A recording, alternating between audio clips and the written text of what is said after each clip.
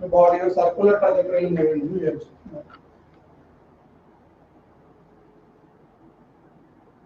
When a body is in circular trajectory, you know that the linear velocity of the body at any point is directed along the tangent.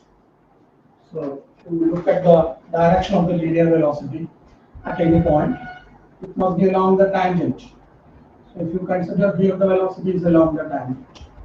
Now let us assume that this is the radius of the circular trajectory is r. Now this body will have an angular velocity because it is moving in a circular trajectory, and the points to remember here are there is something called angular displacement. When the body is initially at A, after some time it is at B. So the radius vector joining the body to the center of the circle turns through an angle delta theta. Then this will be the direction of the velocity at this point. So this delta theta is called angular displacement.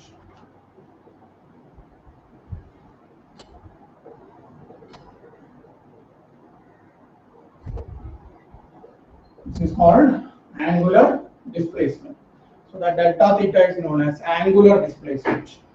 Now, if the body takes a time delta t to travel from A to B, then delta theta by delta t is called angular velocity. This is the angular velocity.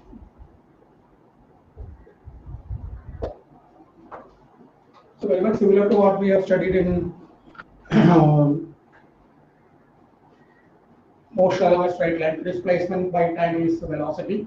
Angular displacement by time is angular velocity.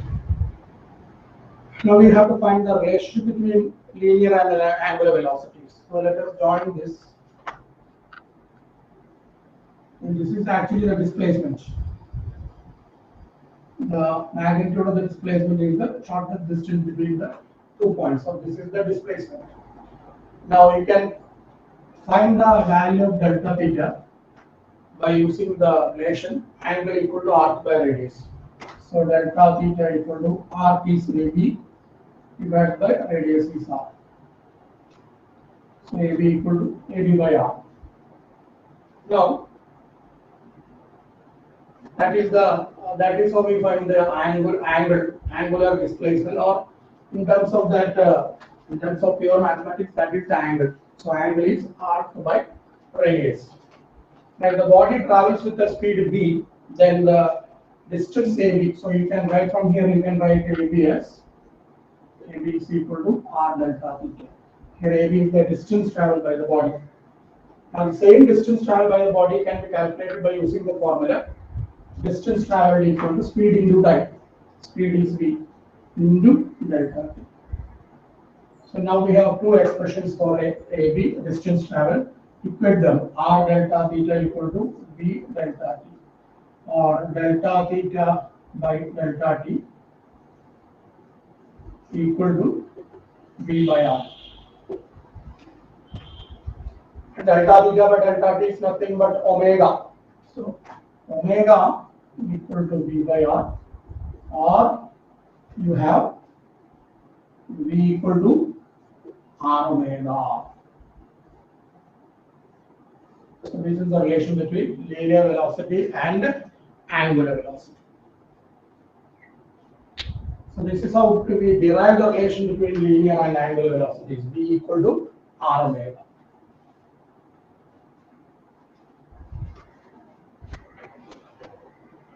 Now this angular velocity is a vector. It has a direction. Now how to find the direction of the angular velocity? Suppose we have a body moving along the surface of a table with a velocity. So the sense of rotation is anti-clockwise by looking from above. When you are looking from here, you find that the sense of rotation is anti-clockwise. Then the direction of angular velocity is along the axis of rotation. This is the axis of rotation. So along the axis of rotation, perpendicular to the plane of rotation. Plane of rotation is the surface of this table. Imagine that this is the surface of a table, and the perpendicular to the plane of rotation means perpendicular to the surface of the table. perpendicular to linear velocity. You know that the linear velocity is always along the tangent. So the linear velocity is along the surface of the table. Along the tangent means if you draw a tangent here, that will be on the surface of the table. So along the surface of the table, so along the axis of rotation, perpendicular to the plane of rotation, perpendicular to linear velocity, that direction from the when you look, the rotation appears to be anti-clockwise. എവിടുന്ന് നോക്കുമ്പോൾ rotation anti clockwise ആയിട്ട് തോന്നുന്നുണ്ടോ ആ ഭാഗം ഞാൻ ഇവിടുന്ന് നോക്കുമ്പോഴാണ് എനിക്ക് റൊട്ടേഷൻ ആന്റി ക്ലോക്ക്വൈസ് ആയിട്ട് തോന്നുന്നതെങ്കിൽ direction of angular velocity will be along AB upwards, because when you look from here the rotation appears to be anti-clockwise, therefore the direction of angular velocity is upward. Similarly, if you look from below and find that the rotation is anti-clockwise, then the direction of angular velocity would have been downward. നമ്മൾ എവിടെ നോക്കുമ്പോഴാണോ rotation anti clockwise ആയിട്ട് നമുക്ക് appear ചെയ്യുന്നത് ആ ഡയറക്ഷനാണ് angular velocity direction. So when I look from above, I find that the direction of angular velocity is upward, and therefore the direction of the sense of rotation is upward. When I look from above, I find that the sense of rotation is anti-clockwise. Therefore, the direction of angular velocity should be upward. നമ്മൾ എവിടെ നോക്കുമ്പോഴാണോ rotation anti-clockwise ആയിട്ട് നമുക്ക് തോന്നുന്നത് അതായിരിക്കണം angular velocity direction. So points ഓർമ്മ വെക്കേണ്ടത് direction of angular velocity is along the axis of rotation, perpendicular to the plane of rotation, perpendicular to linear velocity. That direction from where when you look, the rotation appears to be anti-clockwise. എവിടുന്ന് നോക്കുമ്പോൾ rotation anti-clockwise സെൻസിലാണ് മനസ്സിലാവുന്നു, അതാണ് angular velocity direction. എന്താണ് angular വെലോസിറ്റിയുടെ unit? Unit is radian per second. The direction of the unit of angular velocity is radian per second.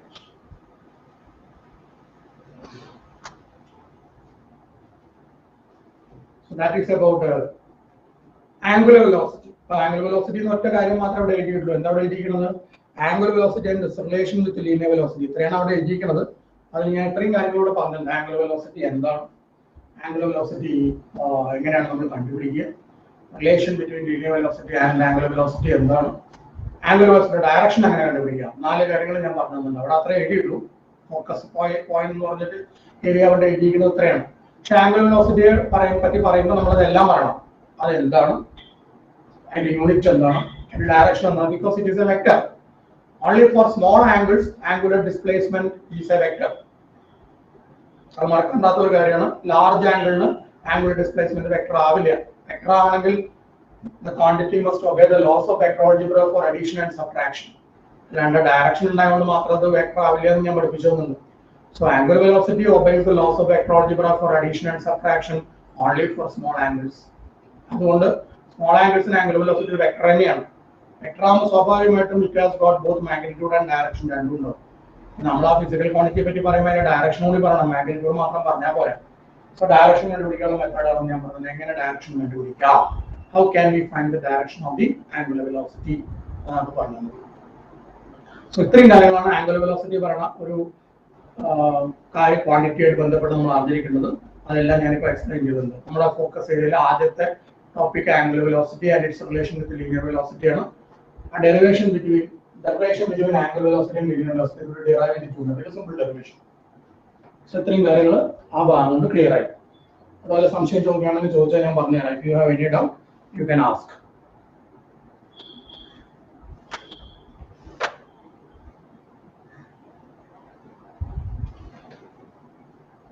Let us go to the next topic. Another topic we want, which is torque and angular momentum. That's the topic. Angular momentum and torque. അതെ, torque and angular momentum. ആദ്യം നമ്മൾ അറിയേണ്ടത് എന്താണ് angular momentum എന്ന് പറഞ്ഞു കഴിഞ്ഞാൽ, angular momentum is the moment of linear momentum.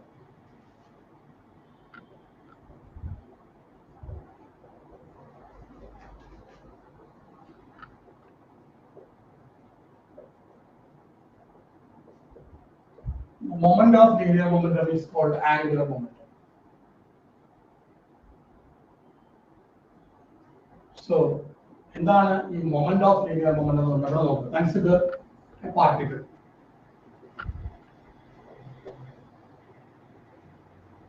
moving.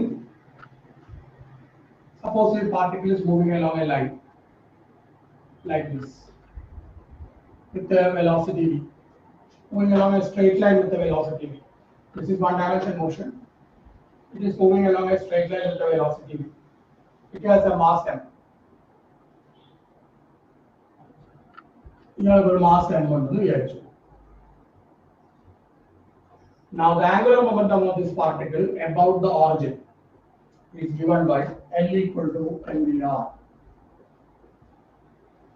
This is the formula for finding the angular momentum of the particle about the origin to this situation. What is r? R is actually the perpendicular distance between the velocity vector and the line which passes through the point about which the angular momentum is calculated. So we have such a model. This situation with angular momentum because the velocity vector is passing through the origin. So we will draw it like this.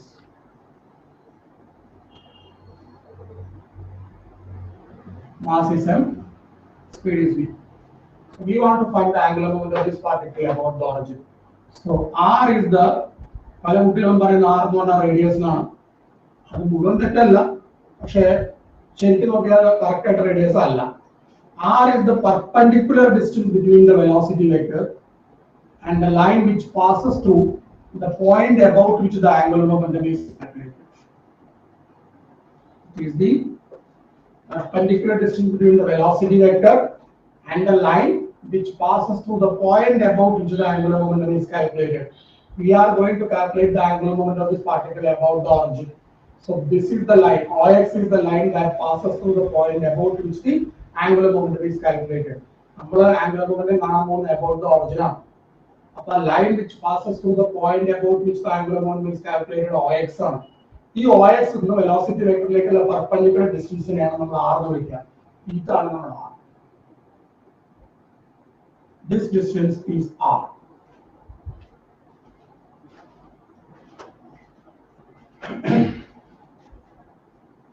Our distance r. So, MVR radius radius particle circular motion. The particle is moving along the circumference of the circle, that is true. The velocity vector. Radius. About the origin angular momentum about the center of the circle angular momentum r radius. അവിടെ കുറ്റം പറയാൻ പറ്റില്ല, പക്ഷെ എപ്പോഴും അത് radius അല്ല, മനസ്സിലാവുണ്ടോ? So പല കുട്ടികളും തെറ്റായിട്ട് റേഡിയസ് എന്ന് പറയാറുണ്ട്. റേഡിയസ് അല്ല, perpendicular distance between the velocity vector and the line which passes through the point about which angular momentum is calculated. അതിനെയാണ് നമ്മൾ r എന്ന് വിളിക്കുക. ഇതാണ് r. ശരിക്കും പറഞ്ഞത് വെക്ടർ ആണ്. നമ്മൾ എഴുതുന്നത് എങ്ങനെയാണെന്ന് വെച്ച് കഴിഞ്ഞാൽ L equal to എന്താണ് mv എന്ന് പറഞ്ഞ momentum. This is actually r cross p, or this is r cross mv.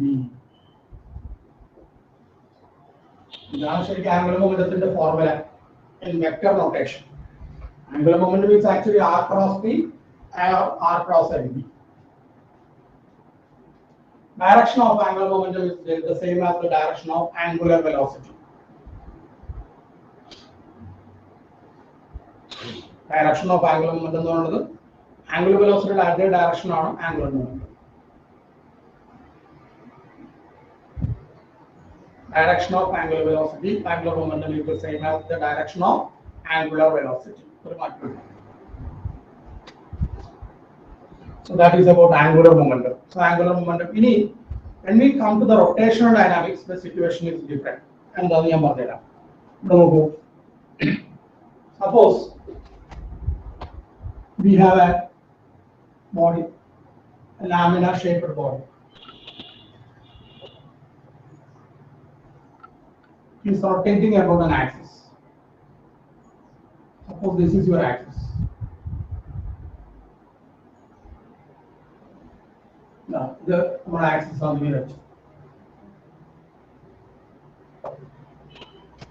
So we want to find the angular momentum of this particle about the axis of rotation, about the origin. This is the point which, through which the axis passes, the point through which the axis passes. So this axis is actually perpendicular to the plane of the body and passing through the point O. So we want to find the angular momentum of this body about O. So let us consider different particles M1, M2, M3, M4, etc. ഇവിടുന്ന് ഇവിടേക്കുള്ള ദൂരം R1, ഇവിടുന്ന് ഇവിടേക്കുള്ള ദൂരം R2, ഇവിടുന്ന് ഇവിടേക്കുള്ള ദൂരം R3, ഈ distance R4. ഇങ്ങനെ ഒരുപാട് particles ഉണ്ട്. So we will write the angular moment of each particle. Now this one is having a velocity v1. This one is traveling with a velocity v2. This one is traveling with a velocity v3. And this one is traveling with a velocity v4. This is how the body is rotating about that axis. And then we will write the angular moment of the first particle about origin, which is m1, v1, r1. Now for the second body, second particle, we will write m2, v2, r2 plus etc. m1, vn, rn. Now we know that the relation between the linear and the angular velocity is v equal to r omega. So substitute this here, m1, r1 omega into r1 plus m2, r2 omega into r2 plus etc. m1, rn omega into rn. So you may be wondering why I am writing omega. Because this is a rigid body. Rigid body means the separation between two particles remains the same. Velocity of approach is 0. All particles are fixed to their locations. There is no relative motion among different particles. So the separation between two particles remains constant. That is what is a rigid body. Our body is not a rigid body. I can bring my arms closer, so the separation between the 2 points on the arms will change. So my body is not a rigid body. Your body is also not a rigid body. We don't have rigid bodies. We are not rigid bodies actually. So in the case of the rigid body, omega is the same because there is no change in the location of each particle, any particle with respect to the axis of rotation. So all of them will turn through the same angle in the same time. എല്ലാവരും ഒരേ angle ആണ് തിരിയുക. ഇവിടെ നോക്കൂ. Suppose this is your body. Another body is there. So circle disk on there. If this particle, this is A, and this is another one at a distance B. Now suppose after some time, this is rotating in this direction. If this particle reaches here after some time, A1, then this one will reach and also travel the same distance here. This is B1. So these are the water equivalent. This is B and this is B1. So both of them will travel through the same angular displacement delta.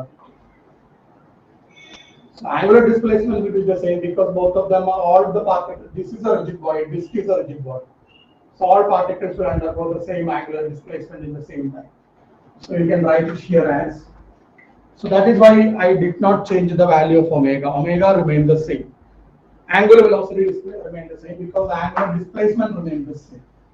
So now let us write it as m1 r1 square omega plus m2 r2 square omega plus etc. plus m1 rn square omega. So you know that m1 r1 square, m2 r2 square, m3 r2 square represent the moments of inertia of each particle. Moment of inertia of the first particle of the mass m1 above the origin is above this axis of rotation is m1 r1 square. Second particle m2 r2 square. Third particle m3 r3 square. And nth particle m1 rn square. So if you add all them, you will get I omega. So this is the expression for moment of inertia in rotational motion. So remember one point very clearly: any particle, any body having a mass m, traveling with the speed v, will have an angular momentum. The only thing is you should specify the point about which the angular momentum is to be calculated. In order to have an angular momentum, it is not necessary that the body is moving along a circular trajectory. The body could angular momentum on a circular path moving on the other movement. Mass, velocity. This point in the angular momentum on perpendicular distance body angular momentum down. So rotational motion will be this is the expression L equal to I omega, where I is the moment of inertia. So that is all about angular momentum. Now what is the SI unit of angular momentum? SI unit of angular momentum is kilogram meter square per second.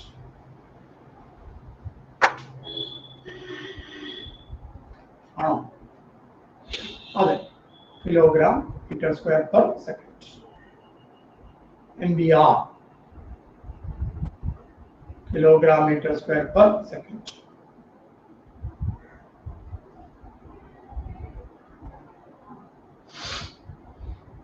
So that is about angular momentum. Any doubts? Any function or not regarding angular momentum? Clear. So our next topic is torque. Torque is the rotating effect produced by a force.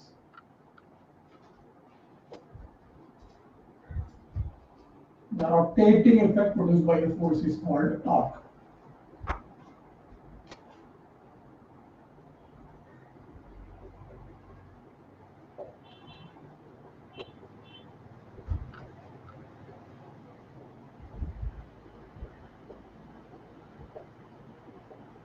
The rotating effect produced by a force. That is torque.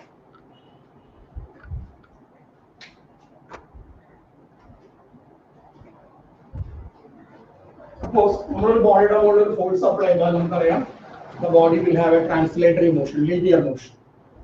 Constant force produces constant acceleration. So when you apply a force on a body, the body has a linear motion, translatory motion. Similarly, when you generate a torque, remember you will never apply a torque, you will apply only a force. But the effect produced by the applied force is called a torque. The body has a turning motion.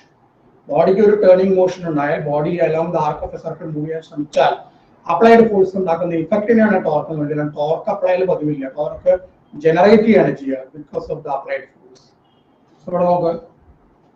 Suppose we have a rod fixed at the point O, and if I apply a force F here, so this is the line of action of the force. Then this OA is the perpendicular distance between line of action of the force and axis of rotation. This rod is hinged at O. So when you apply a force F, the rod will have a tendency to rotate about O. So this is the hinge. You apply a force along the line AB. So the line of action of the force is AB. Then if this distance is R, and this is the angle between the vector, radius vector and the force, then this side will be R sin theta. That side is R sin theta.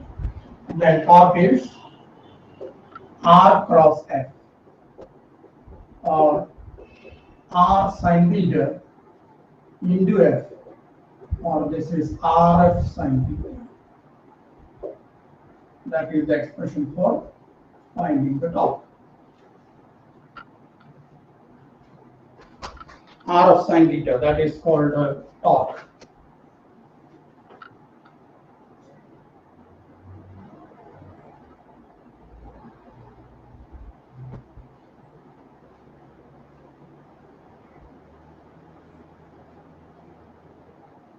Okay.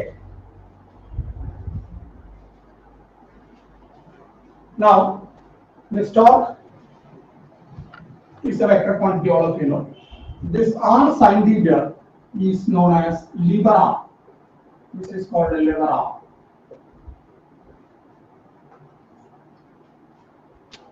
mass and heat regulatory lever arm.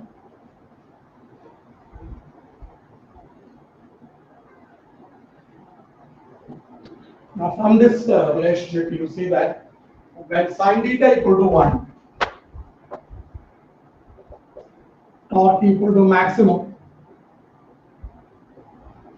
So when the applied force is perpendicular to the rod, then the torque experienced by the rod will be maximum. Maximum rotating effect will be on the rod. While if you apply like this is the direction of the application of force, then the torque will be maximum. Maximum torque will be generated. Similarly, if sin theta equal to 0, torque will be 0, which is minimum. So if the line of action of the force is along the axis, the line of action of the force is along the axis, that is called an axial force, which is directed towards a radial force. If your application of the force is directed towards the axis of rotation, that force will not produce any torque. That force is called a radial force, and radial forces are ineffective in producing the torque. I have shown you this last year when during the theory class. You try to close or open a door, and if the application of the direction of the application of force is towards the hinges, the force apply on door and the door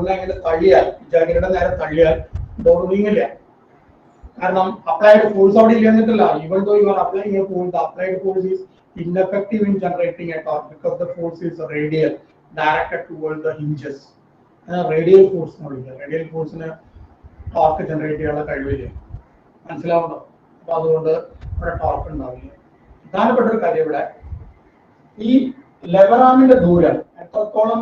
lever arm in the distance, the distance point of application of the force in the axis of rotation torque magnitude. So by applying the same force of the same magnitude, if you want to generate a higher torque, the point of application of the force from the axis of rotation should be away from the axis. Number E force of the hinge. Force apply. Force apply. Magnitude force apply lever arm. This is O1, this is O2. This distance is more than this distance. Therefore, for the same magnitude of the force, you will generate a greater torque. This torque force apply. Effort. By increasing the lever arm, you can reduce the magnitude of the force to be applied. The handle is fixed at maximum distance away from the hinges. This is to make this is for our convenience. You can apply a small force and generate the same torque.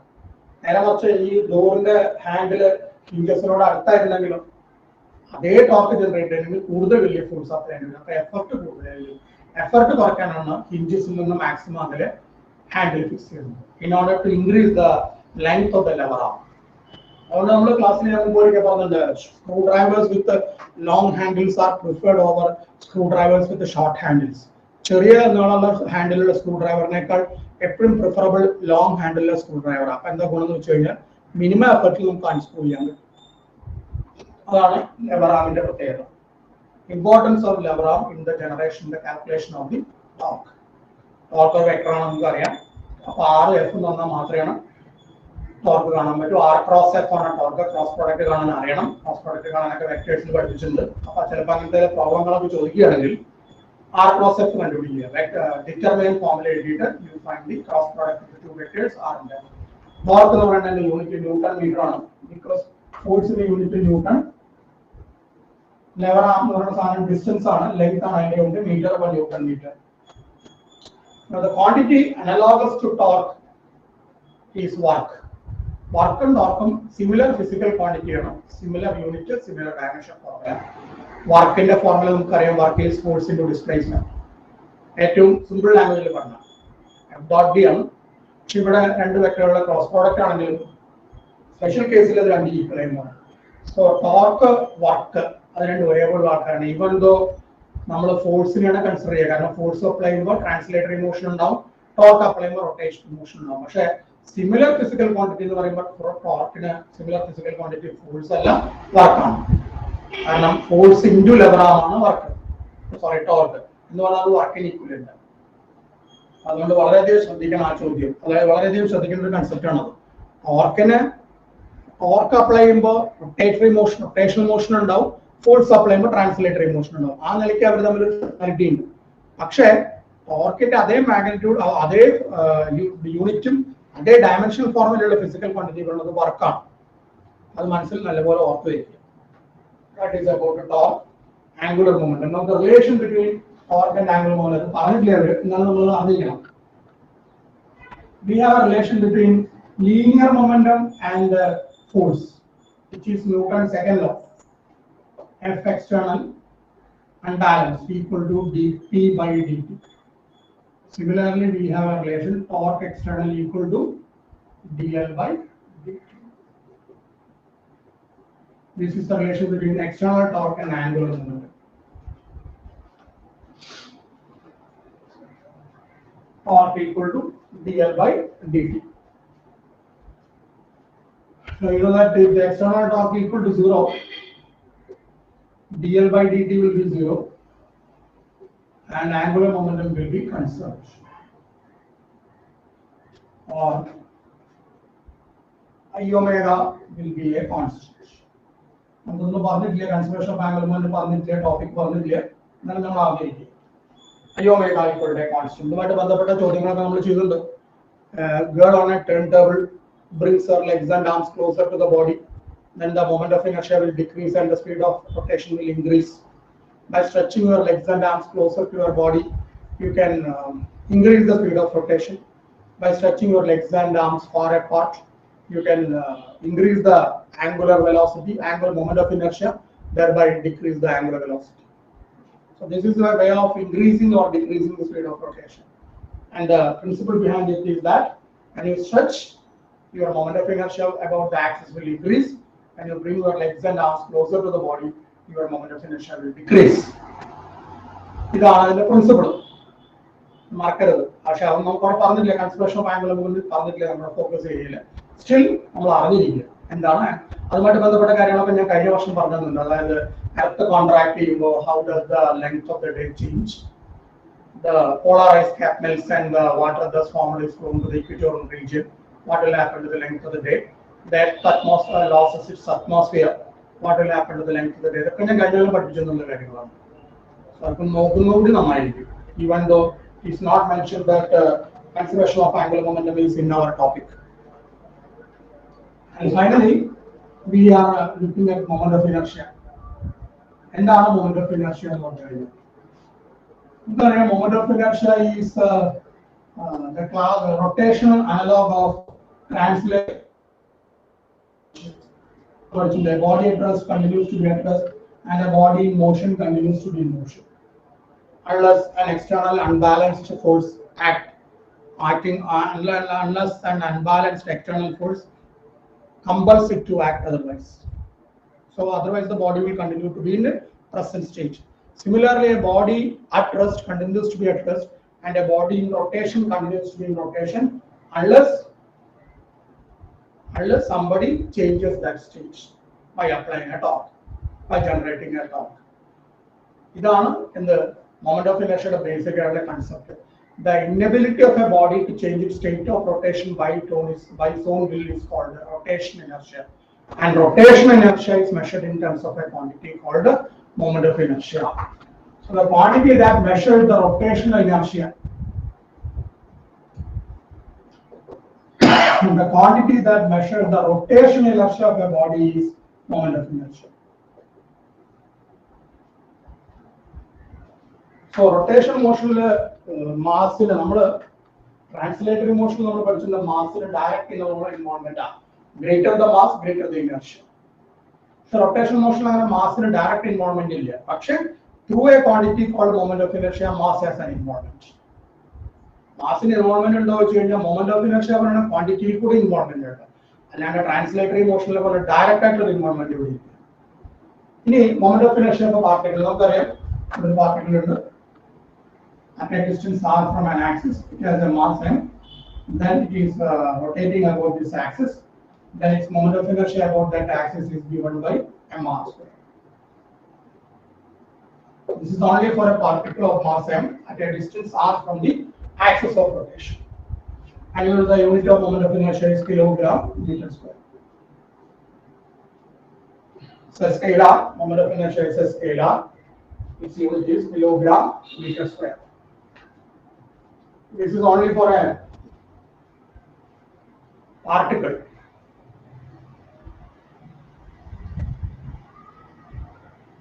Now, if you want to calculate the moment of inertia of an extended body like this, then for each particle you have to calculate the moment of inertia by using the formula m1r1 square plus m2r2 square plus m3r3 square etc. That is the moment of inertia of the body, extended body. Now remember, there are some factors which control the moment of inertia of a body, and the first and the foremost one is mass of the body, then axis of rotation, mass and density, and the controlling mass of the body, density of the body, axis of rotation, size and shape of the body, which can also be considered as said in another way, distribution of the mass within the body. So the factors which control the moment of inertia of a body are mass, distribution of the mass or size and shape, axis of rotation, mass and density, then distribution of mass, which is the size and shape, and axis of rotation. So these are the factors which control the moment of inertia of the body. Mass മാറുമ്പോൾ moment of inertia മാറും, distribution മാറിയാൽ moment of inertia മാറും, density depend ചെയ്യും, axis of rotation ഉറപ്പായിട്ടും depend ചെയ്യും. Because same body has different values for moment of inertia about different axes. Axis മാറുമ്പോൾ moment of inertia മാറിക്കൊണ്ടേയിരിക്കും. നമുക്കറിയാം, even if you consider a ring, the moment of inertia about the central axis is mr square, about the diameter is mr square by 2, about the tangent in the plane of the ring, perpendicular to the plane of the ring is 2 mr square, in the plane of the ring is 3 by 2 mr square. So as you change the axis of rotation, the moment of inertia of the body about the axis will also change. So these are some of the factors which control the moment of inertia of the body. Now there are two theorems for calculating the moment of inertia of the body. They are parallel axis theorem and perpendicular axis theorem. I don't think you need to know the derivation, even though we have done in +1 class. So if you I will just give you the theorems. What is the parallel axis theorem? Consider a body like this. Now I want to calculate the moment of inertia of the body about this axis. This is CD. So I want to calculate the moment of inertia of this body about an axis CD, which passes through the body and perpendicular to the plane of the body. Now consider another axis passes through the center of gravity of the body and perpendicular to its plane. Let us consider another axis which passes through the center of the body, center of gravity of the body, and perpendicular to the plane of the body. Let the distance between two axes be this is A. Then according to the parallel axis theorem, ICD equal to IAB plus MS square.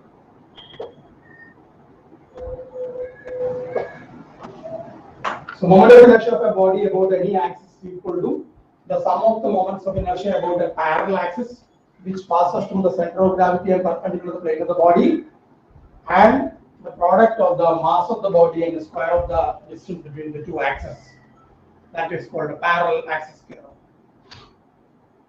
I equal to I0 plus MS square, where I0 is the axis which passes through the center of mass of the body and perpendicular to the plane of the body, own axis. That is I0. So this is parallel axis theorem. Now the perpendicular axis theorem is, remember the perpendicular axis theorem has a shortcoming, that is you cannot apply the perpendicular axis theorem to all type of bodies. Perpendicular axis theorem can be applied only to those bodies which are in the shape of laminas, thin sheets. Only for bodies which is in the shape of a thin sheet you can apply the perpendicular axis theorem. So look at it here.